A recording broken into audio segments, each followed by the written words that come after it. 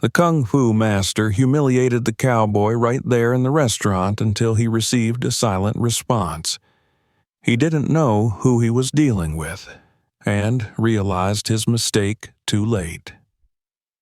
Watch until the end, and write in the comments where you're watching from. Subscribe so you don't miss the next stories. The scent of jasmine tea and freshly ground Sichuan pepper hung in the air like a spell as the midday sun filtered through the carved wooden lattice of Red Phoenix Hall. Tucked into a narrow side street of Los Angeles' historic Chinatown, the restaurant stood like a preserved piece of another time. Its red lacquered doors were flanked by two stone lions whose eyes had grown smooth with decades of touch from customers and curious children. Inside, the decor was opulent without being gaudy. Delicate lanterns of crimson silk floated above the tables, casting warm light over the lacquered wood and porcelain bowls. Every corner breathed tradition. It wasn't just a place to eat. It was a sanctuary of history, discipline, and pride. Customers spoke in hushed tones, as though afraid to disturb the equilibrium. Even the clink of chopsticks against bowls seemed polite, reverent. At the heart of it all was a man who moved like still water and radiated the kind of quiet authority that did not require explanation. Master Liu Zhenhao. At 72, his spine was straighter than the young waiters who bustled past him. His long silver hair was tied into a precise topknot, his crimson and gold changshan immaculately pressed, his gaze direct yet detached. He was both the owner and the soul of Red Phoenix Hall. Liu had been many things in his life: a disciple in the mountains of Hainan, a teacher of Southern Dragon-style kung fu, a military instructor during the chaos of the 1970s, and, briefly, a fight choreographer on the sets of Hong Kong martial arts films that had defined an era. His name was once spoken with awe in certain circles, though he had long since withdrawn from the noise of the world. Now his arena was here, among teapots and silk banners, soup dumplings and silence. His movements retained the elegance of a coiled serpent, and his eyes held the memories of battles fought and lessons passed on. His staff treated him with the kind of reverence normally reserved for religious figures. Apprentices bowed when passing him. Chefs executed every instruction with military precision, and even the youngest hostess whispered his name with folded hands. His word was not just final, it was sacred. On the back wall of the restaurant hung an enormous scroll with calligraphy in bold black ink that read, "Strength without wisdom is chaos." It was the only decoration that Liu himself had put up. The clientele of Red Phoenix Hall came for more than just the food. Some came to bask in the quiet gravity of the place. Others sought to catch a glimpse of Liu's occasional demonstrations, when he would perform short forms of Tai Chi or partner drills with his most advanced students, transforming the dining area into a momentary dojo. Still, others simply came to feel like they were part of something ancient and untouchable. They dressed well, spoke softly, and bowed even when they didn't understand why. It was into this atmosphere of structured serenity that the door opened with the light jingle of brass bells. Heads barely turned. At first glance, the figure who stepped inside seemed entirely out of place. He wore dusty jeans tucked into scuffed brown boots, a pale blue work shirt rolled up to the elbows, and over it all, a sun-faded leather jacket that had seen more highways than city streets.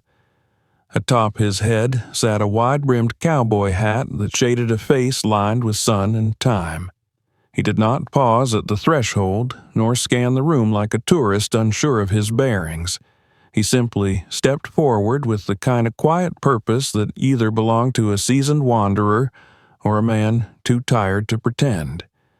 His boots made soft thuds against the wooden floor, and though his entrance drew no gasps or gasps, A subtle shift moved through the room, as if something primal had walked in, not loud, not urgent, but present. He made his way to a corner table without waiting to be seated, removed his hat with the same gravity someone might remove a flag, and sat with his back to the wall, facing the room. A young waitress, perhaps 17, approached hesitantly, her eyes darting toward the counter where Master Lou stood observing. The stranger smiled, calm, kind, utterly at ease. "I'll have some green tea," he said, his voice low, slightly gravelly, as though aged in wood smoke. The girl nodded and scampered away, clearly unsure what to make of him. At the counter, Liu's brow twitched, his eyes narrowed, not in anger, but curiosity. It was not the first time Westerners had visited his restaurant, but this one was different. There was a stillness to him, a centering that did not match the way he dressed, and he had not bowed. Liu turned away, his expression unreadable. The music resumed in the background. Soft strings of the erhu mingled with the clatter of ladles and the rhythmic hiss of steam in the kitchen, but that subtle ripple remained in the air, an imperceptible disruption in the balance of the room. The stranger sipped his tea when it arrived, nodding to the waitress with genuine gratitude. He said nothing, made no attempt to strike conversation with nearby diners, nor to inquire about the menu. He simply sat, the warmth of the cup between his hands, his eyes calm and focused. He did not fidget. He did not check a phone. He was still in a way that unnerved some of the younger guests and intrigued the older ones.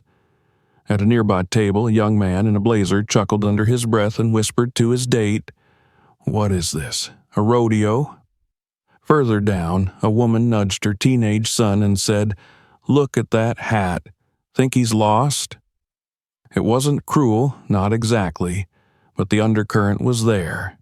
He didn't belong, not to the silk and porcelain, the bowing and the refined. He was dust and leather and boots. Lou returned to the center of the room, now preparing for his usual pre-lunch demonstration. Twice a week, he would perform a brief solo form, both for tradition and for those who came seeking the theater of discipline. Today, though, as he stood before the dining area, he felt something itch at the edge of his pride. The cowboy hadn't watched him. Even now, as Lou began his form, his hands slicing gently through the air, his feet moving with practiced precision, the stranger continued sipping tea, as though he were sitting on a porch, watching the sun move across the plains. Lou's arms moved like flowing water, his balance impeccable, the fabric of his robe whispering against the silence. Guests murmured in awe. The man in the hat did not even glance up. By the time Lou finished, bowing gracefully to the quiet applause of the room, his mind was no longer calm. There was no gratitude in the movement of his breath. Instead, he felt a faint burn beneath his ribs, not pain, but something older. A challenge unanswered. He approached the stranger's table. The waitress froze in mid-step. Conversations trailed into silence. The weight of Master Liu's presence was never casual. It had gravity. When he walked towards the table in the corner, everyone noticed, even those who pretended not to. The man in the hat looked up only when the master's shadow fell across the table. Their eyes met. Liu studied him. No fear, no arrogance, just calm. "You seem unimpressed," Liu said, his voice smooth, but loud enough for the room to hear. The cowboy said nothing. "I've studied martial arts for 60 years, Liu continued. "You carry yourself like a man who's seen violence. I wonder, do you see anything here that matters to you?"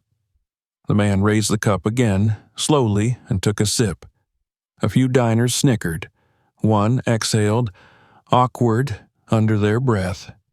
Master Lu stepped forward, his tone colder. "In this place, we respect tradition. We honor silence with reverence. We bow to the old ways. I wonder what you honor." The cowboy set the cup down. There was a pause, a breath, a choice, a moment stretched like a taut wire. Then he said softly, "The tea is good," and nothing more. Master Lu turned sharply on his heel, his robe snapping at the edge. He returned to his place by the counter, hands clasped behind his back, eyes forward. But something inside him now stirred, a sensation he had not felt in years. Someone had seen through him, or worse, had looked and not been moved, and that, to Master Lu, was the same as insult. The cowboy sipped his tea again, quiet, grounded, and the air in Red Phoenix Hall, though calm, was no longer still. The warmth of midday gave way to the soft gold of early afternoon, casting longer shadows through the intricate wooden screens that adorned the windows of Red Phoenix Hall. Outside, the street hummed with life, distant laughter, passing bicycles, the occasional car. But inside the restaurant, time moved slower, measured by the rhythm of steaming teapots and the muted cadence of porcelain against wood. The guests had settled back into their meals after the master's demonstration, but there was a distinct tension beneath the surface. Something had shifted. No one could name it, but everyone felt it, like a drumbeat below the music. Master Lu sat near the tea station, his hands folded carefully in front of him, his eyes half closed as if meditating. Yet his breath was tight, his focus fractured. He had felt many emotions during his long life: triumph, loss, discipline, even rage. But this quiet, inexpressible sensation was unfamiliar. It wasn't anger, not fully. It was a disturbance in the structure he had built over decades, an irritant lodged deep in the current of his self-control, a presence that had not played by his rules, nor shown fear of his position. The man in the hat.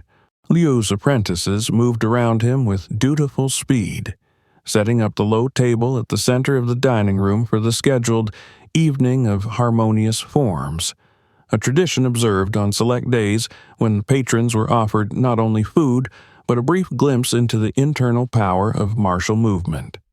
Most came expecting spectacle, and Liu, ever the showman, delivered, but in his own way. Fluid, reserved, never crude or explosive.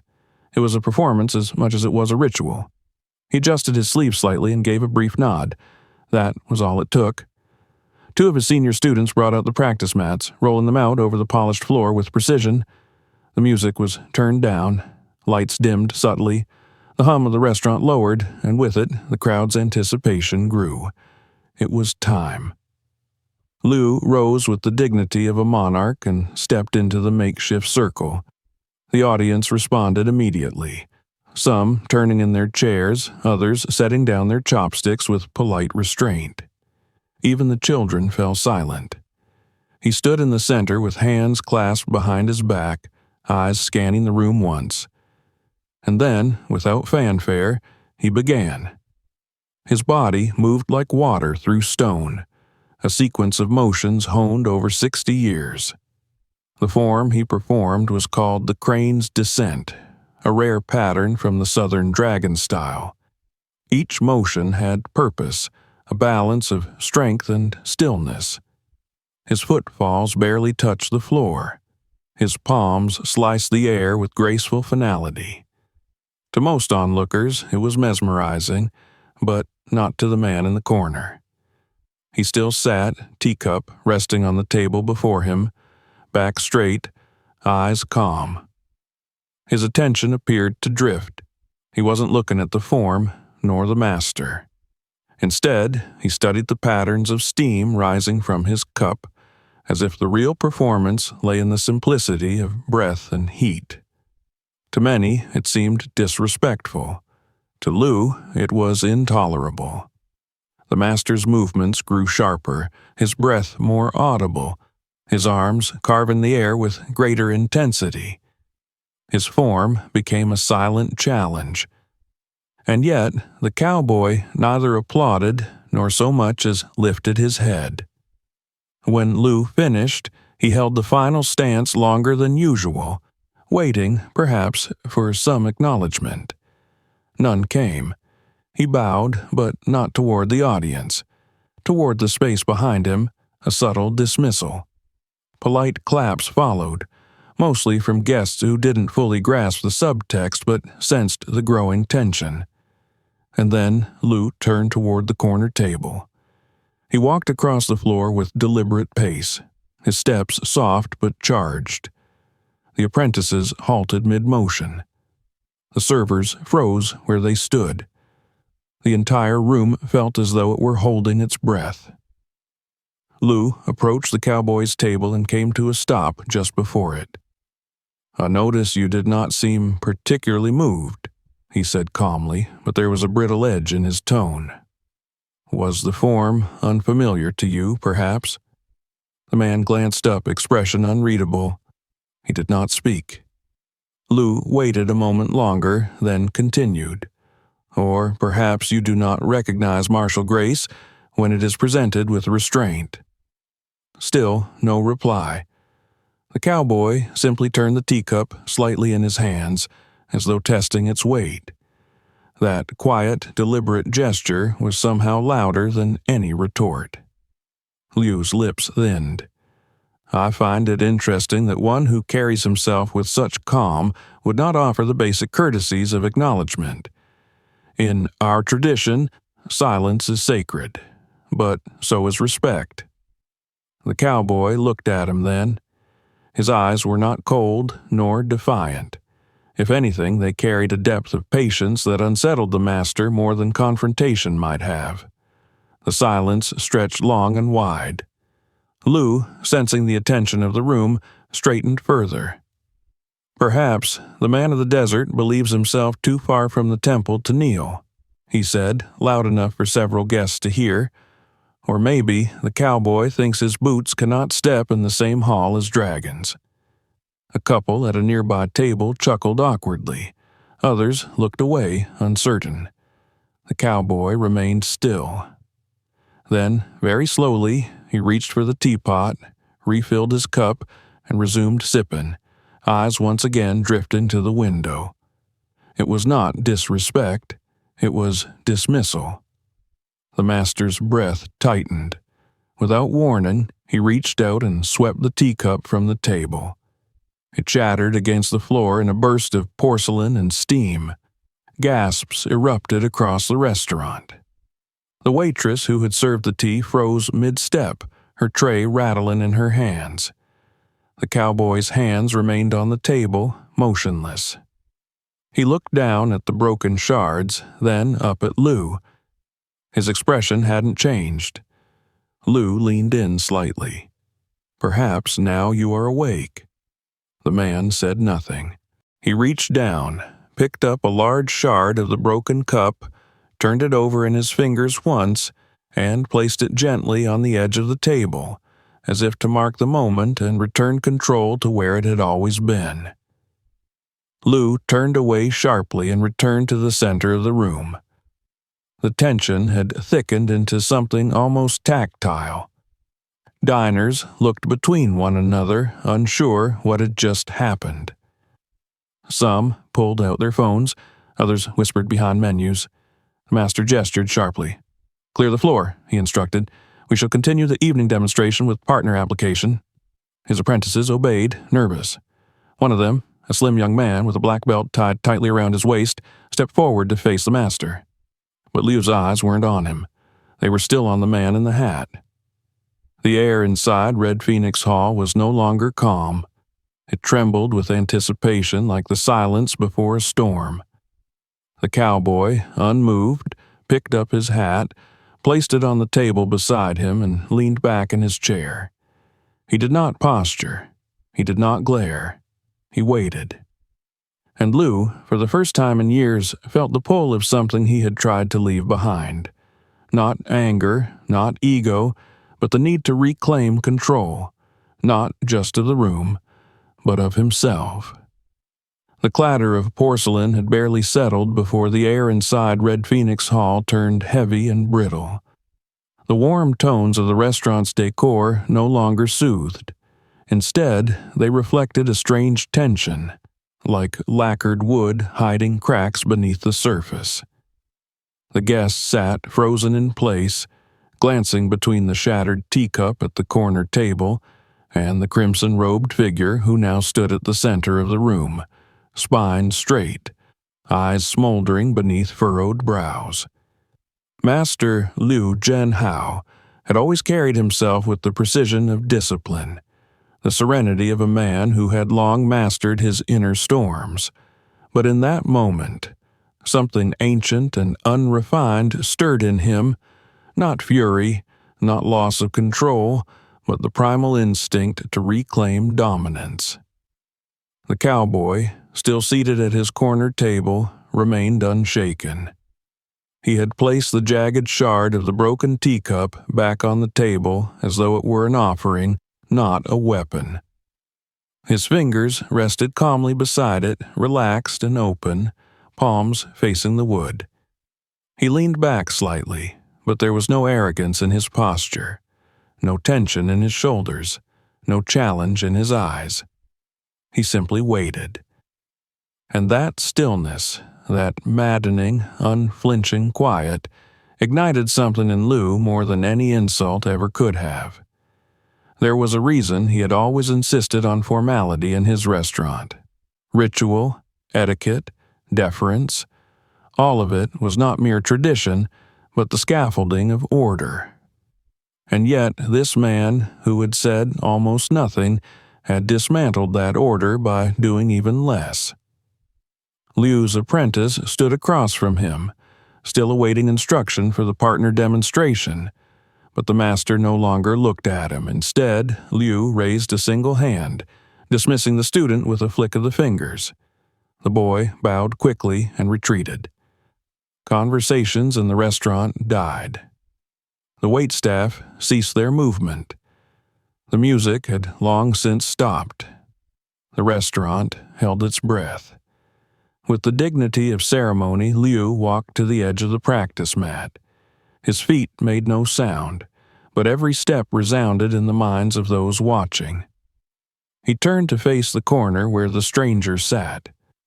"I invite you to the center," he said, voice low but firm. "Let us have a conversation." The room recoiled in collective surprise. A few guests murmured in confusion. The waitress who had served the tea brought a trembling hand to her lips.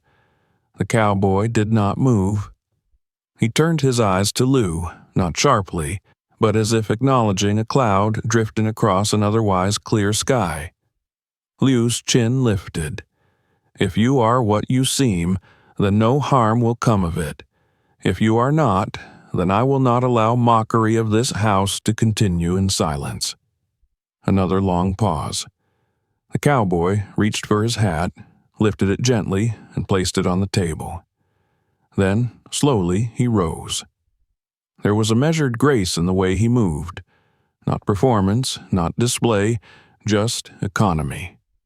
His boots made soft thuds against the polished floor as he approached the center of the room. He did not bow. He did not speak. He merely stood across from Liu, arms loose at his sides, waiting.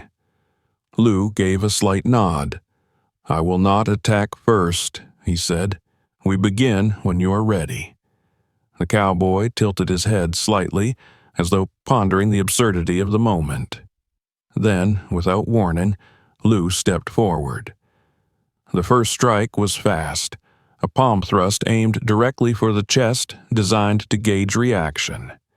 The cowboy pivoted, the movement small and controlled, letting the blow slide past his ribs without contact. His right foot shifted back, redistributing his weight, not retreating, but rebalancing. Liu followed with a sweeping arc of his arm, attempting to draw the man into motion, to find his rhythm, Again, the cowboy didn't meet force with force.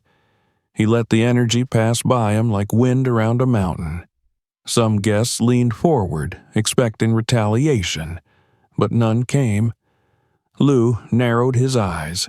He launched into a series of low, snapping kicks, mixing fluidity with sudden bursts of power. His robe billowed with the speed of his motions, the gold threads of embroidered dragons catching the light like fire. Yet, every kick met with air. The cowboy stepped just far enough, angled his stance, or simply pivoted on the heel to allow the momentum to burn itself out. Still, he didn't strike back. It was not evasion, it was dialogue. Every movement of Lou's was a question. Every motion of the cowboy's body was a quiet answer. Not yet. Frustration began to creep into Lou's breath. He shifted into a more aggressive stance and rushed forward, this time with a spinning elbow meant to knock the wind from the man's lungs. But before the elbow could land, the cowboy raised a hand, not to block, but to touch. A simple, almost tender contact on the forearm. Lou's elbow veered off course. He stumbled slightly, overcorrecting. The cowboy stepped to the side and let him pass. Gasps rippled through the room. It was like watching water reshape stone.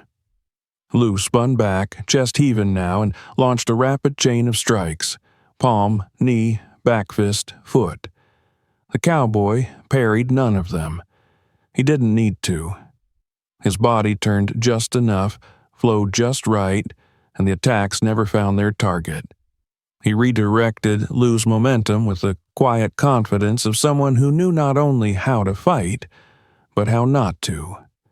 Then Lou overextended. His final punch, a rising strike meant to feint toward the jaw and shift into a leg sweep, was met with a sudden absence. The cowboy had stepped in, close enough to halt the motion without collision. He placed one hand gently on Lou's shoulder, the other on his elbow, and with a subtle twist of his hips, turned the master's own balance against him. Lou fell, not violently, not painfully, just decisively. He hit the floor with a thud that echoed more in spirit than sound. Silence consumed the room. The guests did not cheer, they did not clap, they did not even breathe. The cowboy stepped back. He didn't gloat, he didn't posture, he didn't even look at the others. He simply waited. Lou lay on the mat for a moment, staring at the ceiling. His breath came in steady, controlled waves. No one moved to help him. He sat up slowly, not humiliated but aware of the message that had been sent, of the balance that had been restored. He looked at the man before him. The cowboy met his gaze, not with challenge, but with calm. Lou nodded once. The man turned, retrieved his hat from the table, placed it gently on his head, and walked back across the restaurant floor. No one stopped him. No one dared. He reached his table, left a folded bill beneath his teacup saucer, and walked toward the exit. The brass bells on the door chimed softly as it closed behind him. Inside Red Phoenix Hall, the master remained seated on the mat, his hands resting on his knees. The room, still silent, felt transformed, not broken, not shaken, but rearranged. The lesson had not come through words, and yet everyone had heard it. The chime of the brass bells had faded into memory, but the air inside Red Phoenix Hall remained still as water. No one spoke. No one moved. The world outside the door went on, oblivious, but within these walls time had slowed to a hush. The man in the hat was gone. He had passed through like a shadow, uninvited, undeterred, and now vanished without ceremony. And yet, the space he left behind felt fundamentally altered, as though something old and essential had been stirred from beneath the polished wood and ancestral silk. Master Lou remained seated on the mat in the center of the room. His robe lay in folds around him, the embroidered dragons now quiet. His shoulders rose and fell with each slow, intentional breath. He was not winded. The fall had not injured him. What lingered was not pain, but something far more delicate and heavy, a realization, or perhaps a memory. One of the junior servers, a boy barely out of high school, took a hesitant step forward with a small towel in hand, unsure whether to assist or to disappear. Lou raised a hand softly, a gesture both refusal and reassurance. He did not need help. Not for this. He brought his hands to his knees and stood, slowly and with dignity, as if reasserting gravity on his own terms. He looked around the room. The guests remained in place, frozen somewhere between reverence and disorientation. A child stared with wide eyes from behind a bowl of noodles. An elderly woman lowered her gaze respectfully.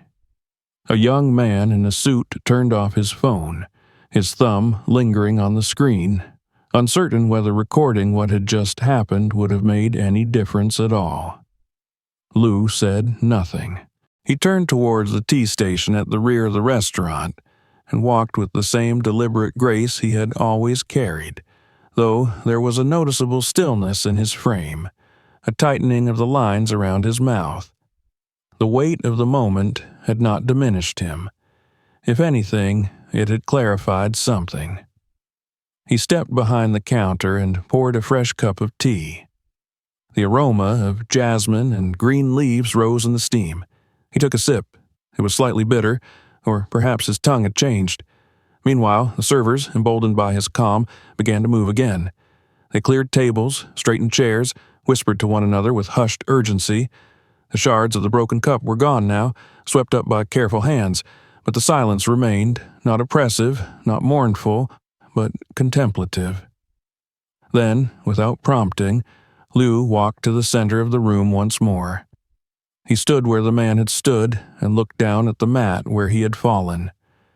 It was not shame he felt, nor embarrassment, but something gentler, an echo of what he had once known before the rituals and reverence had taken over. He turned toward the waitress who had served the stranger and nodded. "Bring fresh tea to every table," he said quietly. She blinked, surprised, and nodded. "And the bill," Lou added, "is on the house." Gasps and murmurs rippled through the restaurant, not out of greed, but awe, a gesture so simple, yet so rare, especially from Lou, who was not known for gratuitous generosity. "Today," he said, loud enough for all to hear, "we share not for profit, but for understanding." The words settled over the room like a bomb. As the staff moved to fulfill the order, guests began to murmur again, but now with warmth. Some smiled. Others bowed their heads in thanks.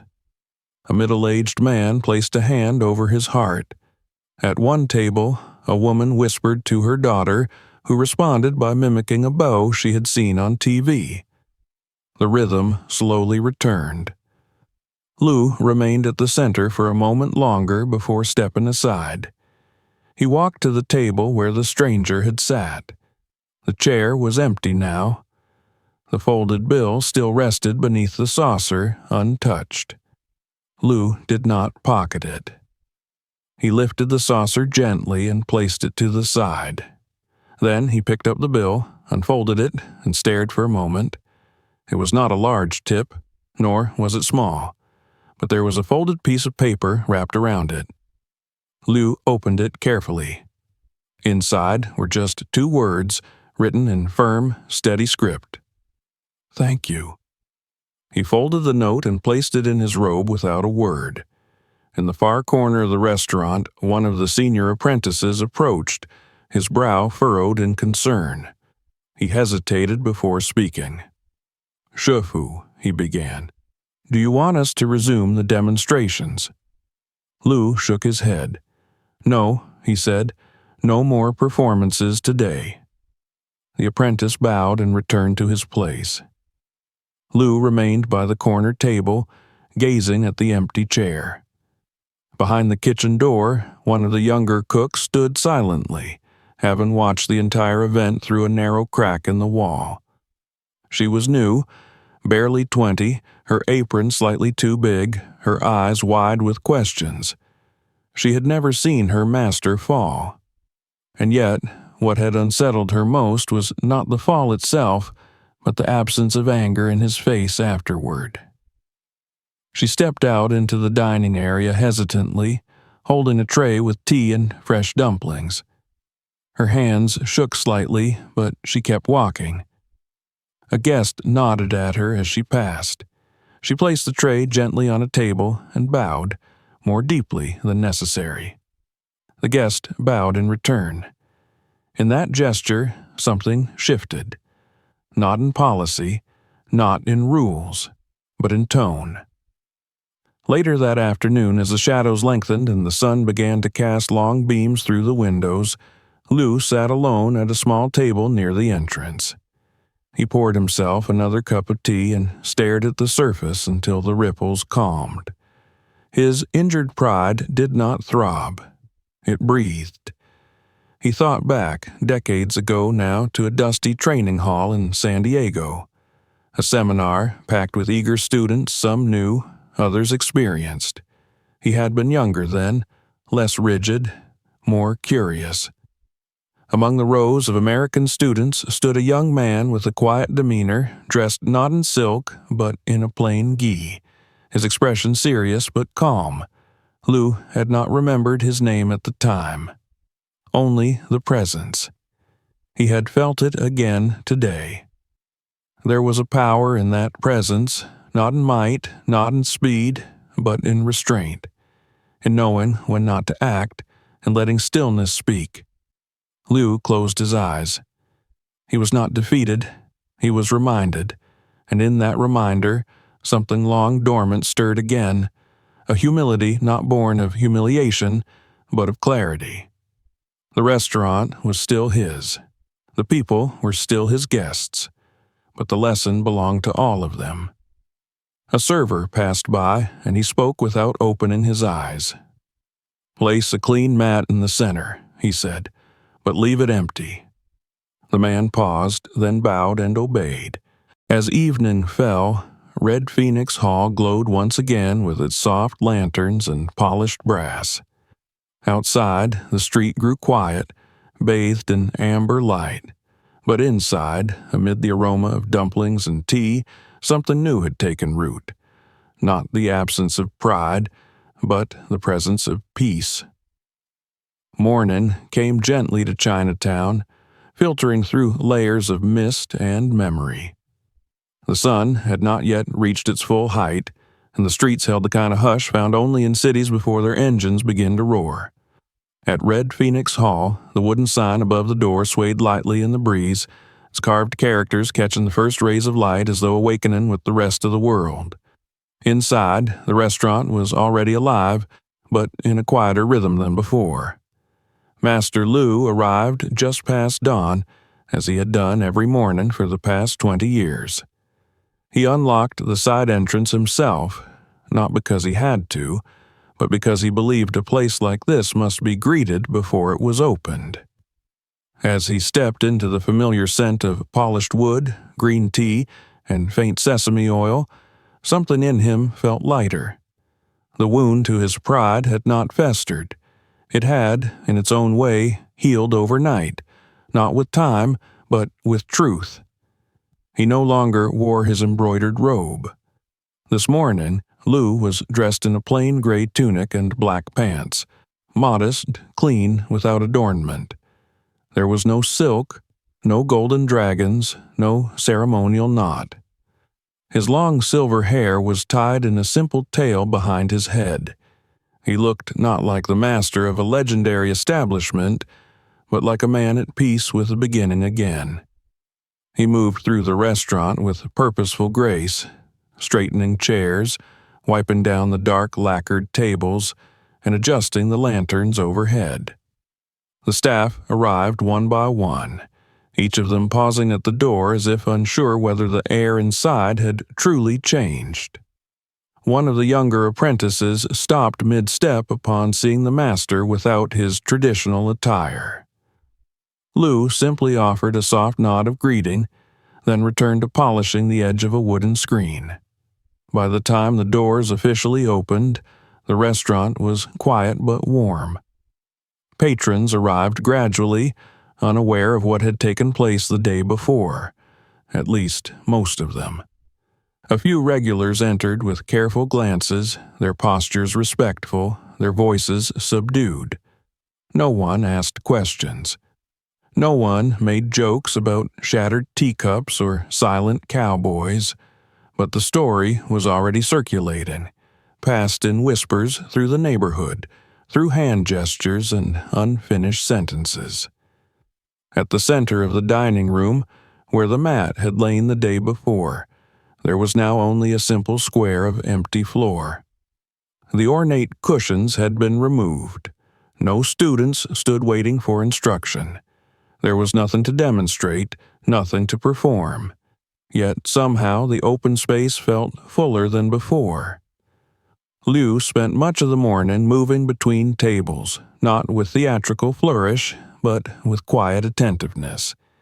He refilled tea, he carried plates, he even took a moment to fix a wobbly table leg himself. The guests noticed. They didn't know why they felt more relaxed, more willing to linger. They simply did. Shortly after noon, the same waitress who had once served the stranger came to Lou with a folded napkin in her hand. She looked uncertain. "This was left on table 7, she said. "I think it's meant for you." Lou took it gently and unfolded the napkin. Inside was a sketch done in confident pencil strokes. It showed a wide-brimmed cowboy hat resting on a teacup. No signature. Just that image. He studied it for a long moment, then tucked it into his breast pocket. Later that day, as the lunch crowd began to thin, Liu walked to the back of the restaurant where a row of framed photographs lined the wall. Most guests never noticed them. They were black and white, slightly faded, showing moments from his past. An old training hall in Guangzhou, a younger Liu standing beside his master, students lined up in crisp uniforms beneath fluttering flags. But one photo had always stood apart. It was older, yellowed with time, and smaller than the rest. In it, a much younger Liu stood beside an American man in a white gi. They were not posing. They were mid-bow, frozen in a moment of mutual respect. The American's face was familiar, if not to everyone, then certainly to Liu. The jawline, the eyes, the stillness.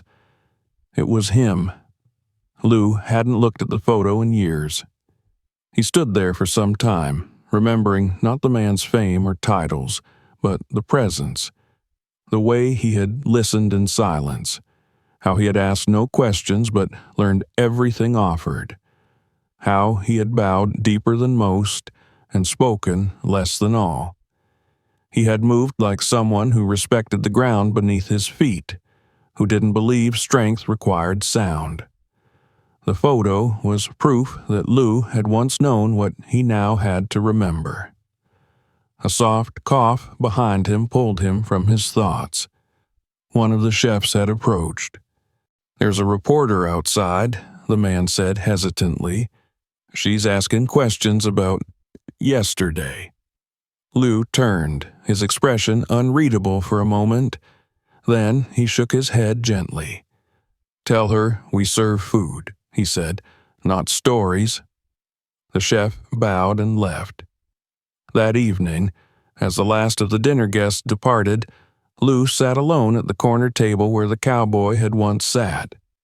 He traced a finger across the grain of the wood, then stood and retrieved the same cup and saucer the man had used. He carried them to the tea station and washed them himself, drying them with care. There was no ritual to it, no show, just action, just meaning. From the kitchen, he heard soft laughter. One of the younger cooks was joking with a server about a failed dumpling. The noise made him smile faintly. He looked up and saw the girl, the one who had brought the sketch, cleaning a nearby table. She moved more confidently now, her hands precise, her balance better than before. She caught his eye and paused. "He was your student, wasn't he?" she asked softly. Lou didn't answer immediately. He looked out the window toward the street where the man had vanished the day before. "In a way," he said at last. "Will he come back?" she asked. Lou thought for a moment, then shook his head. "He was never here to stay." She seemed to accept that and returned to her work. As the sky deepened into dusk and the streetlights outside began to glow, Lou stepped outside.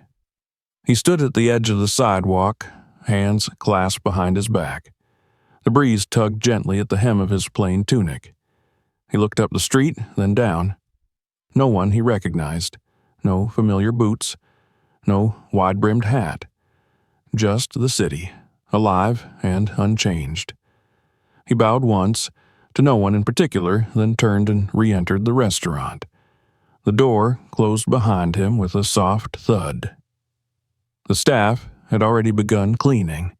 Chairs were lifted, tables wiped. Music played faintly from the back, something modern but gentle. Lou moved through them, not as a master, but as part of the rhythm. He picked up a broom and began to sweep. In the center of the room, the open square of floor remained untouched. A few guests who had lingered noticed it as they passed. None of them stepped into it. One elderly man paused and looked at it thoughtfully. Then, before leaving, he removed his hat and gave a short, respectful bow toward the empty space.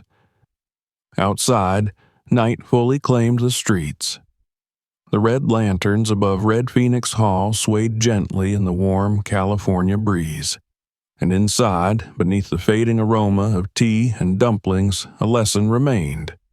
One not taught through fists or words, but through restraint, dignity, and the quiet power of knowing when not to act. The kind of lesson that lingers long after the teacher is gone. If you enjoyed this story, don't forget to subscribe for more. Check out the next video and explore others on the channel. And if it moved you, share it with someone who needs to hear it.